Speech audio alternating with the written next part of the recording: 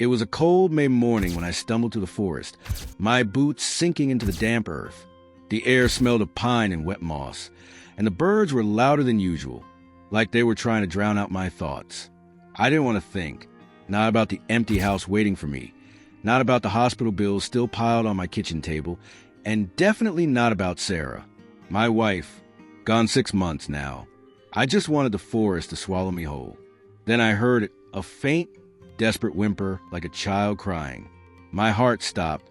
I froze, straining my ears.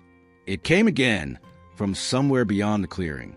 I pushed through the underbrush, branches scratching my arms, until I saw her, a massive bear, sprawled across the forest floor, her fur matted with blood, dead. My stomach churned. I'd seen dead animals before, but this felt different. Wrong. That's when I noticed them. 2 tiny bear cubs, no bigger than puppies, nuzzling against their mother's side, whimpering softly. Their eyes were barely open, and they were shivering, their tiny bodies pressed against her cold fur. I stood there, my breath shallow, my mind racing. They were alone, abandoned, just like me. I should have walked away. I'm no hero. I'm just Eric, a 40-year-old carpenter who can barely keep his own life together. What did I know about bears? Nothing. But those cubs, they looked at me, their little heads wobbling, and I swear I saw Sarah's eyes in theirs. She loved animals. She'd have known what to do. Maintrex, https://eintard.ex. She had scooped them up without a second thought. Me? I just stood there, my hand shaking. I couldn't leave them. I couldn't. I knelt down, my knees sinking into the mud, and reached out. One of the cubs flinched, but the other just stared, its tiny chest heaving. I scooped them up, one in each arm, their fur soft and damp against my jacket. They were so light, so fragile. I held them close, their warmth seeping into me, and for the first time in months, I felt something other than numbness. The walk back to my cabin took forever. The forest was thick, the path uneven, and the cubs squirmed, their whimpers growing weaker. My arms ached, but I kept going, talking to them softly. Hey, little guys, you're going to be okay. I've got you. I don't know if I was reassuring them, or myself. My cabin's nothing special, a one-room shack with a creaky porch and a wood stove that's seen better days. I set the cubs on an old blanket by the stove, their tiny bodies trembling. They curled into each other, and I just sat there, watching, my heart pounding. What now? I didn't have milk or formula or whatever bear cubs need. I didn't even have a phone signal out here. All I had was a half-empty fridge and a sinking feeling I was in over my head. I tried to think. Sarah used to read about wildlife. She'd have a book somewhere, maybe in the attic. I climbed a ladder, coughing as dust swirled in the dim light. There was an old field guide, its pages yellowed. I flipped through it, my hand shaking. Bear cubs need milk, warmth, and protection. Obvious, but useless. I didn't have any of that. The book said they could die within days without their mother. My throat tightened. I wasn't going to let that happen. I rummaged through the kitchen, finding a can of evaporated milk. It wasn't perfect, but it was something. I mixed it with water, warmed it on the stove, and poured it into a bowl. The cubs sniffed it confused, then lapped at it clumsily. I laughed, a sound that felt foreign in my mouth. They were eating. They were alive. For a moment, I felt like I could do this. Like maybe I wasn't as useless as I thought. I sat by the stove, watching them, their tiny tongues flicking at the milk. I named them in my head. Luna for the one with a crescent-shaped mark on her face, and Max for the scrappier one who kept pushing her out of the way. They were fighters, like Sarah had been, but then reality hit. I didn't know how to keep them warm through the night. I didn't know if that milk would hurt them. I didn't even know if I was allowed to have them. Were there laws about this? Would someone take them away? My chest tightened. I wasn't ready for this. I wasn't ready for anything. I added wood to the stove, the crackle filling the silence. Luna and Max were asleep now, their breathing soft and steady. I should have felt relieved, but I didn't. I felt exposed, like I'd opened a door I couldn't close. I'd taken them in, and now they were my responsibility. Me, the guy who could barely get out of bed some days. That's when I heard a low, distant rustle outside. My head snapped up. The forest was quiet now. Too quiet. No birds, no wind. Just that sound, like footsteps crunching on leaves. I stood, my pulse racing, and peered out the window. The darkness was thick, the trees swaying faintly in the moonlight. Nothing. Probably just a deer, I told myself. But my hands were clammy, and my gut told me something was out there, watching. I locked the door, checked the windows, and sat back down by the cubs. They were still asleep, oblivious to the world. I envied them. I leaned back, my eyes heavy, but sleep wouldn't come. Not with that noise echoing in my head. Not with 2 lives depending on me. For the first time in months, I wasn't thinking about Sarah. I was thinking about tomorrow and whether we'd all make it through the night. The next morning hit me like a punch. I woke up on the floor by the stove, my back aching. Luna and Max curled up on the blanket beside me. Their tiny snores were the only sound in the cabin, but my head was screaming. What was I doing? I'd fed them once, sure, but what about today? Tomorrow? I rubbed my eyes, tried to shake off the memory of that rustling outside last night. Probably nothing, I told myself, but my gut wouldn't let it go. Luna stirred, her little nose twitching, and I snapped back to reality. They needed food. Now, I checked the can of evaporated milk. Barely enough for one more feeding. My fridge was a joke. Some eggs, a jar of pickles, and a stick of butter. I needed help, and I needed it fast. I tucked the cubs into the blanket, making sure they were warm, and grabbed my keys. The nearest town was a 20-minute drive, and there was an old library there. Maybe I'd find something useful. The forest road was muddy, my truck slipping as rain started to fall. May was supposed to be gentle, but this felt like a storm brewing. I kept glancing in the rearview mirror, half expecting to see something following me. That noise from last night had me spooked, and I couldn't shake the feeling I was being watched. I pushed it down. Focus, Eric. The cubs need you. The library was a squat brick building, its windows fogged from the damp. Inside, it smelled like old paper and coffee. The librarian, an older woman with glasses perched on her nose, barely looked up as I headed for the wildlife section. I grabbed every book that mentioned bears, my hand shaking as I flipped through pages. Most of it was useless. Facts about hibernation or mating habits. Finally, I found a chapter on cubs. They needed a specific formula, not just milk, and they had to eat every few hours. My heart sank. I didn't have that kind of time or money. I photocopied the pages, my hands clumsy, and headed out. The rain was heavier now, drumming on my truck's roof. I couldn't go home yet. There was a vet clinic in town, run by a woman named Linda. I'd met her once, when Sarah brought her old dog in. She seemed sharp, no nonsense. If anyone could help, it was her. The clinic was busy, dogs barking and cats yowling in carriers. Linda was behind the counter, her hair pulled back, her eyes narrowing when she saw me.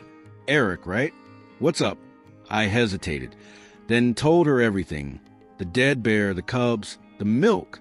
Her face hardened. You took them? From the wild? Are you out of your mind? She leaned forward, her voice low. That's illegal, Eric, and dangerous. They need a professional, not some guy playing hero. Her words stung, but I didn't back down. They were going to die out there. I couldn't just walk away. She sighed, rubbing her temples. Look, I get it, but you're in over your head. They need formula, a heat source, and constant care. And if the Wildlife Service finds out, they'll take them. Maybe even fine you. My stomach twisted. Take them? To where? A zoo? A lab? I couldn't let that happen. Linda softened just a bit. I'll give you some formula samples, but that's it. You need to call the authorities. Let them handle it. She handed me a few packets of powdered formula and a bottle, her eyes searching mine. I'm serious, Eric. This won't end well if you keep them. I nodded, but my mind was already made up. Luna and Max weren't going anywhere. I thanked her and left, the rain soaking through my jacket. Back at the cabin, I mixed the formula, my hand steadier now. Luna and Max lapped it up, their tiny tails twitching. I laughed. the sound catching me off guard. They were stronger today, their eyes brighter. For the first time in months, I felt useful, like I had a purpose. But the world wasn't going to let me off easy. That afternoon, I went out to chop wood, the air thick with mist. The cubs were napping inside, safe for now. As I swung the axe, I noticed something, fresh boot prints in the mud, not far from cabin. My blood ran cold. They weren't mine. Too big, too deep. Someone had been here, close enough to see the cabin. I scanned the trees, my heart pounding. Nothing moved, but the forest felt alive, watching. I followed the prints a few steps, then stopped. They led deeper into the woods, toward the clearing where I'd found the cubs. My mind flashed to the dead bear, her fur matted with blood. Hunters? Poachers? I didn't know, but I knew one thing. Luna and Max weren't safe. Not here. Not with me. Back inside, I locked the door and checked on the cubs. They were still asleep, oblivious to the danger. I sat by the stove, the formula bottle in my hand, and tried to think. Linda's warning echoed in my head. The authorities could take them. Poachers could find them. And me? I was just one guy, barely holding it together. But when I looked at Luna and Max, their tiny chests rising and falling, I knew I couldn't give up. They were all I had left to fight for. That night, the rain turned into a downpour, the wind rattling the windows. I stayed up, the axe by my side, listening for any sound that didn't belong. Luna whimpered in her sleep, and I reached out, stroking her fur. "You're okay, little one. I've got you." But deep down, I wasn't so sure. Linda's words kept coming back. If the Wildlife Service finds out, they'll take them. I didn't know how long I could keep this secret, or what would happen when it got out. A week had passed since I found Luna and Max, and somehow we were still hanging on. The rain hadn't let up, turning the forest into a muddy maze, but inside the cabin, things felt almost normal. I'd rigged up a makeshift pen for the cubs using old crates and blankets, their little grunts and playful tumbles filling the silence. They were growing, their fur thicker, their eyes sharper. Every time I looked at them, my chest tightened, not with fear, but with something warmer, something I hadn't felt since Sarah. I was mixing their formula by the stove, Luna pawing at my boot, when I caught myself smiling. "You're a troublemaker, aren't you?" I said, scratching her behind the ears. Max, the scrappier one, was already nosing the bottle, impatient. Feeding them was still a mess. They'd slobber half the formula onto the floor, but it was our routine now. Wake up, feed, clean, repeat. For the first time in months, I had a reason to get out of bed, but the world outside wasn't so kind. Those boot prints I'd seen last week, they were back, closer this time, circling the edge of the clearing. I'd started checking the yard every morning, axe in hand, my eyes scanning the trees. Whoever was out there wasn't just passing through. They were watching. I'd covered the windows with old sheets, kept the cubs quiet, but it didn't feel like enough. The forest, once my escape, now felt like a trap. I needed to keep Luna and Max safe, so I got to work. The pen inside was fine for now, but they'd outgrow it soon. I dragged some plywood and wire from the shed, my hands raw from the cold, and started building a proper enclosure behind the cabin. Nothing fancy, just a sturdy frame with a tarp roof to keep the rain out. I hammered nails until my shoulders burned, picturing Sarah's face. She loved projects like this, always sketching plans for birdhouses or garden beds. "You're doing good, Eric," she'd say, her voice clear in my head. "Keep going." The memory hit hard. We'd spent our last spring together fixing up the cabin, laughing as we painted the porch. She wanted to adopt a dog, maybe even foster wildlife. I'd tease her about turning our place into a zoo. Now, here I was, raising bear cubs. I wondered what she'd think of me, covered in mud, fighting for these little lives. I hoped she'd be proud. By mid-afternoon, the enclosure was done. I moved Luna and Max outside, their paws sinking into the soft earth. They tumbled over each other, chasing a stick I'd tossed. I laughed, my breath visible in the chilly air. For a moment, everything felt right. But then I heard it, the crunch of tires on the gravel road. My stomach dropped. No one came out here, not without a reason. I scooped the cubs up, their warm bodies squirming, and hurried them inside. I locked the door, my heart racing, and peeked through a gap in the sheets. A sheriff's truck pulled up, its lights off. A man stepped out, his hat pulled low against the rain. I recognized him, Tom, the local sheriff. He'd been at Sarah's funeral, shaking my hand, saying all the right things. But now he was trouble. He knocked hard. "Eric, you in there? Open up." His voice was calm, but it had an edge. I set the cubs in their pen, my hand shaking, and opened the door just enough to see him. "Hey, Tom, what's going on?" I kept my tone light, but my pulse was hammering. He didn't smile. "Got a call from Linda at the vet clinic. Said you got some bear cubs." "That true?" My mouth went dry. Linda. She'd promised to keep quiet, but I should have known better. Small towns talk. I shrugged, trying to play it off, just helping out some strays. They were starving. Tom's eyes narrowed. "You know you can't keep wild animals, Eric. It's against the law. Wildlife Service will have to take them. I'm here to make sure that happens." His words hit like a slap. Take them? After everything I'd done? I gripped the doorframe, my knuckles white. "They'll die out there, Tom. They're too young." He sighed, glancing past me into the cabin. "Look, I get it. You're grieving. But this isn't the way. Let the professionals handle it. I'll give you till tomorrow to call it in. If you don't, I will." He turned to leave, then stopped. "And Eric, stay out of the woods. We've had reports of poachers. Dangerous folks." My blood ran cold. Poachers. The boot prints. It all clicked. I closed the door, my legs weak. Luna whimpered from the pen, and I knelt beside her, stroking her fur. "I'm not giving you up," I whispered. "Not you, not Max." But Tom's words echoed in my head, and so did Linda's warning from last week. The Wildlife Service could come any day. And poachers? They were already too close. I sat there, the cubs climbing over me, their warmth grounding me. I thought of Sarah again, her voice soft but firm. "You're stronger than you think, Eric." She'd said that when we got her diagnosis, when everything felt hopeless. I'd failed her then, or at least it felt like I had. I wasn't going to fail Luna and Max. I grabbed a flashlight and checked the enclosure again, making sure it was secure. The rain was relentless, the forest dark and heavy. I couldn't shake the feeling that someone was out there, waiting. I needed a plan, not just to feed the cubs, but to protect them. From Tom, from poachers, from the world that wanted to tear us apart. That night, I barely slept.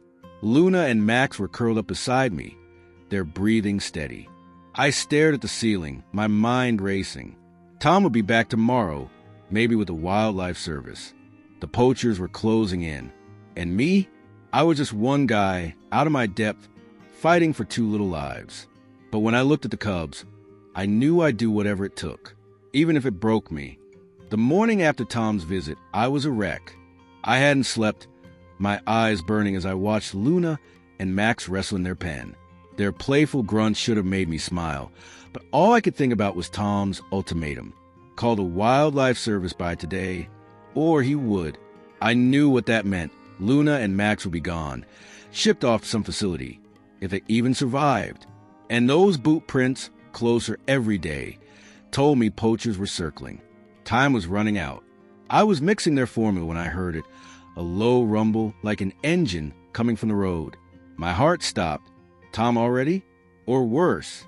I rushed to the window, peering through the sheets. A beat-up truck was parked just beyond the clearing, half hidden by trees. Two men climbed out, rifles slung over their shoulders. Poachers. My blood ran cold. They weren't here for deer. I grabbed Luna and Max, their warm bodies squirming, and bolted to the back door. The enclosure I'd built wasn't safe anymore. I needed to hide them now. The forest was my only shot.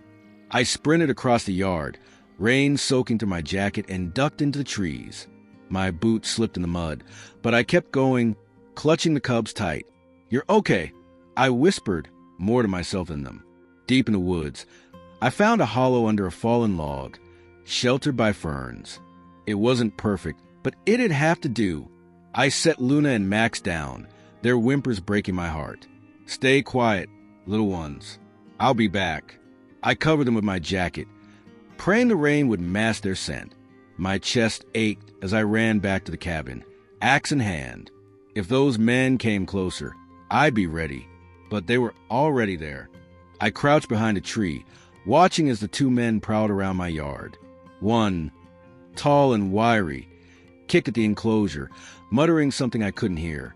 The other, stockier, scanned the cabin, his rifle raised. My stomach twisted, ascended the ladder. They were looking for the cubs. They knew. I gripped the axe tighter, my hand shaking. If they found Luna and Max, they'd kill them, or worse. I had to act. I slipped back toward the cabin, staying low, and grabbed a shovel from the shed. If I could scare them off, maybe they'd leave. I crept closer, my pulse pounding, and swung the shovel at a stack of firewood, sending it crashing. The noise echoed, and the men froze, spinning toward sound. I ducked behind the cabin, my breath ragged. They shouted, splitting up, one heading toward the woods, the other toward the cabin. Panic hit me. The woods. Luna and Max. I sprinted after the wiry one, my legs burning. He was close to the log. Too close. I tackled him, the axe falling from my hand. We hit the ground hard, his rifle skidding away. He swung at me, his fist grazing my jaw, but I pinned him, slamming his head into the mud. Where are they? He snarled, his breath hot. I didn't answer. I couldn't. He bucked, throwing me off, and scrambled for his rifle. Then I heard it, a sharp yelp. Max. My heart stopped. I shoved the man down and ran, my vision blurring. Max was limping near the log, his hind leg bloody. Luna huddled beside him. The stocky guy was there, rifle raised. I screamed, charging him, but he swung the butt of his gun, catching me in the chest. I fell, gasping, the world spinning. He aimed at Max, his finger on the trigger. No, I lunged, grabbing his arm. The shot went wide, splintering a tree. Luna squealed, and I tackled the man, my fists flying. He went down, but not before his boot caught Max again, sending him tumbling. I didn't stop. I hit until he stopped moving, my hands bloody. The wiry guy was gone, vanished into the woods. I didn't care. Max was hurt, bad. I scooped him up, his body limp, Luna clinging to my leg. I ran, the rain blinding me, back to cabin. My truck keys were inside. I grabbed them, wrapped the cubs in a blanket, and sped toward town. Linda, she'd help. She had to. Max's breathing was shallow, his eyes half closed. Hold on, buddy, I whispered, my voice breaking. Luna nuzzled him, her whimpers tearing me apart. The vet clinic was quiet when I burst in, mud and blood caking my clothes. Linda's eyes widened. Eric, what? I cut her off. Max, he's hurt. Please. She didn't hesitate, rushing us to back. She worked fast, cleaning Max's leg, stitching a gash. He's got a fracture, she said, her voice steady. And he's in shock. I can stabilize him, but he needs rest. You got lucky, Eric. I nodded, my throat tight. Lucky? Sure. Linda glanced at me, softer now. You fought for them. I respect that. But Tom called me. He's coming tomorrow with the Wildlife Service. You can't keep this up. I looked at Max, bandaged but alive, and Luna, curled beside him. I knew she was right. The Poachers would be back. Tom wouldn't stop. But giving them up, it'd kill me. I drove home, the cubs in the back seat. The cabin felt like a target now, exposed. I locked the doors, checked the windows, and sat by the stove, Max cradled in my lap. Luna slept beside us, her warmth keeping me grounded. I had to choose, hand them over and lose them, or keep fighting and risk everything. Sarah's voice echoed in my head. You're stronger than you think. But was I? Then I heard it, a sharp crack, like a gunshot, deep in the forest. My blood froze. The Poachers were back. Or worse. I clutched Max tighter, my heart pounding. What had I done? And what was coming for us now? That gunshot in the forest last night changed everything. I sat by the stove, Max bandaged and fragile in my lap. Luna curled beside him, and I knew I couldn't wait anymore. The poachers were out there, and Tom was coming with the wildlife service today. I'd fought too hard to lose Luna and Max now, but the cabin wasn't safe. I had to move them, somewhere no one would look. My hands shook as I packed a bag with formula, blankets, and the axe.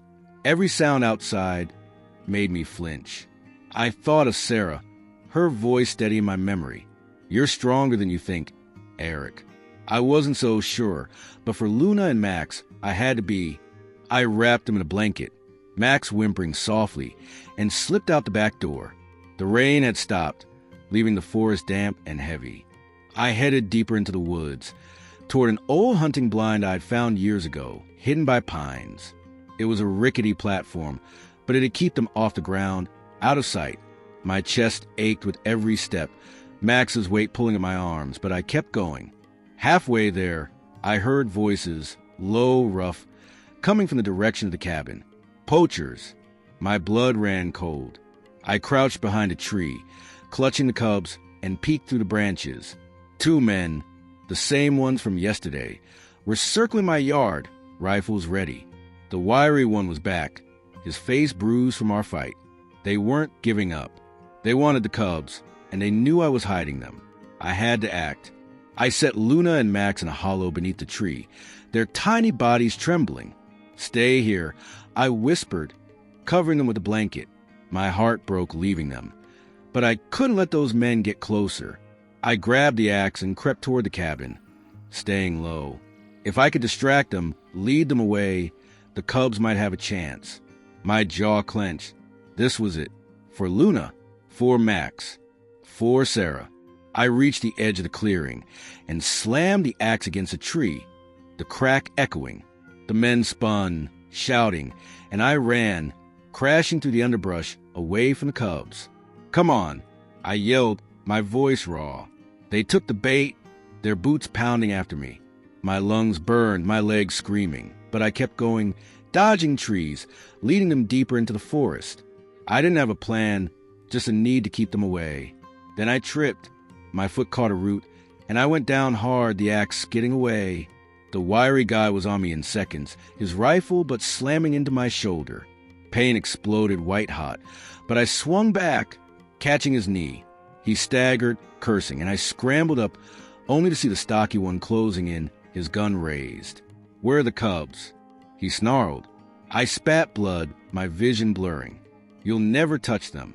He swung, and I ducked, but not fast enough. The blow caught my ribs, and I fell, gasping. The wiry guy kicked me, hard, and I felt something crack. My world narrowed to pain, but I thought of Luna's crescent mark, Max's scrappy fight. I couldn't stop. I grabbed a rock, smashing it into the stocky guy's leg. He howled, dropping his rifle, and I lunged for it, my hand slick with blood. But the wiry one was faster. His boot hit my chest, and I collapsed, the forest spinning. I heard a shout, not theirs. Linda's voice, sharp and desperate. "Eric." The men froze, then bolted, crashing through the trees. I tried to move, but my body wouldn't listen. Linda was there, kneeling beside me, her hands pressing my chest. "Stay with me, Eric. Help's coming." I mumbled something about the cubs, my voice weak. She nodded, tears in her eyes. "They're safe. We found them." Everything blurred. I woke in a hospital, machines beeping, my body a map of pain. Linda was there, her face worn. "You're lucky to be alive," she said. "Fractured ribs, punctured lung. You fought like hell." I tried to speak, but my throat was raw. "The cubs?" She hesitated. "They're in a sanctuary. A good one. They'll be cared for." My heart sank. A sanctuary. Not with me. I'd failed them, just like I'd failed Sarah. But Linda kept talking. "The town heard what you did, Eric. How you risked everything. They caught one of the poachers. Tom's backing off. People are donating to help the cubs. You inspired them." I closed my eyes, tears burning. Inspired them? All I wanted was Luna and Max. A month later, I was out of hospital, back of my empty cabin. The enclosure still stood, a painful reminder. I drove to the sanctuary, my hands shaking. Luna and Max were there, bigger now, tumbling in a grassy pen. They didn't recognize me, but when Luna looked up, her crescent mark catching the light, I swear something passed between us. I stood there, my chest tight, knowing I'd never hold them again. I don't know if I'll ever see them again. I don't know if I'll heal, or the forest will ever feel like home. But as I watched them play, I felt something. Hope, maybe. I'd given them a chance, and they'd given me a reason to keep going. Sarah would have smiled at that. And for the first time in months, I did too.